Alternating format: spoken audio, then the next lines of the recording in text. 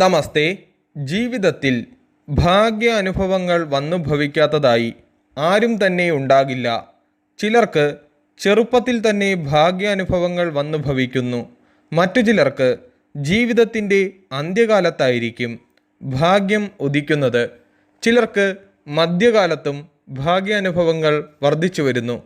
എന്നാൽ ഭാഗ്യം ഉദിക്കുന്നതിന് മുമ്പായി നമുക്ക് അറിയാൻ കഴിയുന്ന ചില നിമിത്തങ്ങളുണ്ട്. അതായത് സ്വപ്നത്തിൽ നിരന്തരം നാം ഭാഗ്യവാനാകുന്നു എന്ന് കാണുക, എനിക്ക് ഭാഗ്യം വരാൻ പോകുന്നു എന്നുള്ള ചിന്തയും ഒരു വ്യക്തിക്ക് ഭാഗ്യം വരുന്നതിന് മുൻപേ സൂചന നൽകുന്നതാണ്.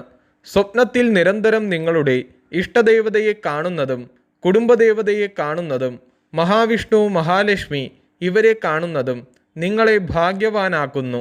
എന്നാൽ ചില വ്യക്തികൾക്ക് പെട്ടെന്ന് ഭാഗ്യാനുഭവങ്ങൾ ഉണ്ടായിട്ട് പെട്ടെന്ന് പതനത്തിലേക്ക് പോകുന്നതും നാം കണ്ടിട്ടുണ്ടല്ലോ. അതവരുടെ ജാതകത്തിലെ ഭാഗ്യാധിപൻ്റെ ദശ കഴിയുകയോ എന്നാൽ അടുത്ത ദശയുടെ അധിപനായ ഗ്രഹത്തിന് നീചത്വം, അഷ്ടമഭാവസ്ഥിതി, മൗഢ്യം ഇങ്ങനെയൊക്കെ വന്നാലും ഭാഗ്യക്കുറവ് ഉണ്ടാകുന്നതാണ്. 2026 ഭാഗ്യം തെളിയുന്ന ചില നക്ഷത്ര ജാതകരുണ്ട്. ഇവർക്ക് ചില ഗ്രഹങ്ങളുടെ അനുകൂല അവസ്ഥ ഉണ്ടാകുന്നതിലൂടെ ഇവരുടെ തലവര മാറുവാൻ പോകുകയാണ്. അതായത് മകരക്കൂറിൽ ഉൾപ്പെട്ടിരിക്കുന്ന ഉത്രാടം, മുക്കാൽ, തിരുവോണം, അവിട്ടത്തിൻ്റെ അര ഇവരുടെ ജീവിതത്തിൽ വളരെ വലിയൊരു മാറ്റമാണ് ഉണ്ടാകാൻ പോകുന്നത്. വിവാഹം നടക്കുവാൻ പോകുകയാണ് ഇവർക്ക്.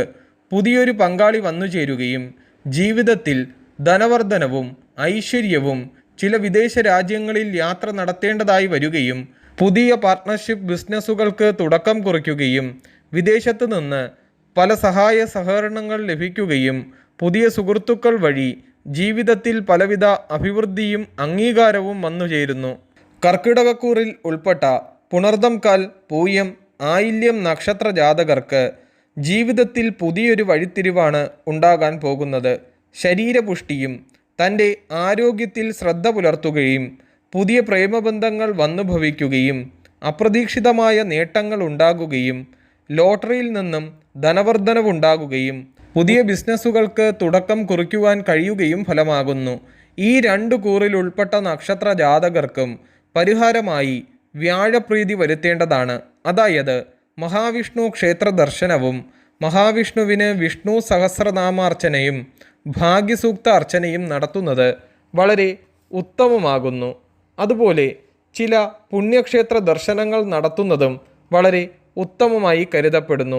അതായത് ഗുരുവായൂർ ക്ഷേത്ര ദർശനം നടത്തുന്നതും അമ്പലപ്പുഴ ക്ഷേത്ര ദർശനം നടത്തുന്നതും ശ്രീപത്മനാഭസ്വാമി ക്ഷേത്ര ദർശനം നടത്തുന്നതും വളരെ അനുകൂല അവസ്ഥ ഈ നക്ഷത്ര ജാതകർക്ക് ഉണ്ടാക്കുന്നതാണ്.